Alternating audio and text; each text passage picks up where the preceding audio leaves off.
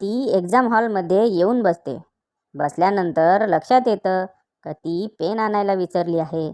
एवढ्यात एक छोटीशी मुलगी धावत धावत त्या मुलीकडे येते आणि हात पुढे करून म्हणते, मम्मी पेन.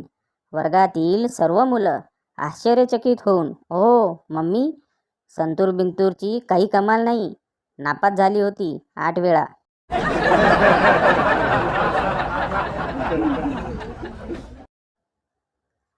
नवरा आपल्या नाराज बायकोच्या माहेरी दररोज फोन करत असतो. सासू, किती वेळा सांगितले की ती आता तुमच्याकडे येणार नाही म्हणून, मग दररोज का फोन करता? जावई, ऐकून छान वाटतं म्हणून.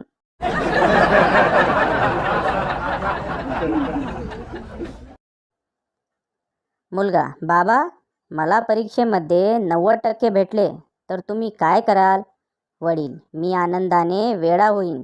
मुलगा, हीच भीती होती म्हणून नापास झालो. तुम्ही वेडे झालात तर आम्हाला कोण सांभाळणार?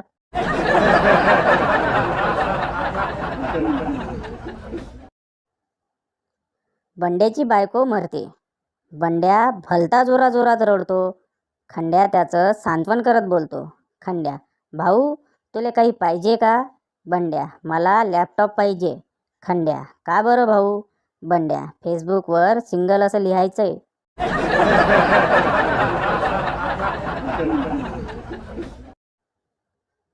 पत्नी, मी 5-6 दिवसांसाठी माहेरी चालले आहे. पती, पण तू नक्की कधी येशील?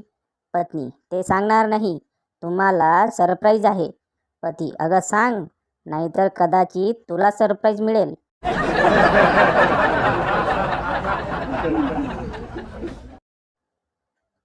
शिक्षक, तुला एखाद्या लढाईबद्दलची माहिती आहे का?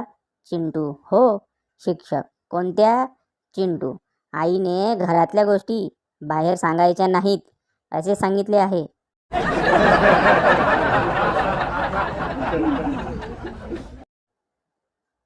संधी म्हणजे काय? बायकोच्या गालावर डास बसणे.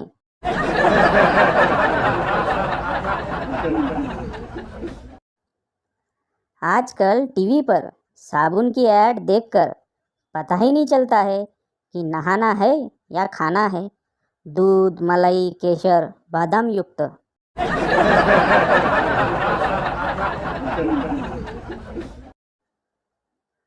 पिक्चरमध्ये दोघे एकमेकांना धडकले तर प्रेम होतं.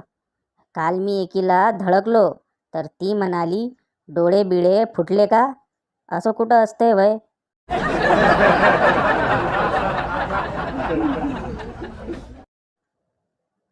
स्पीड वाढवताच गाडी बंद पडली व बायको हसायला लागली. नवरा, काय झालं हसायला? बायको, काही नाही हो, काल रात्रीची गोष्ट आठवली.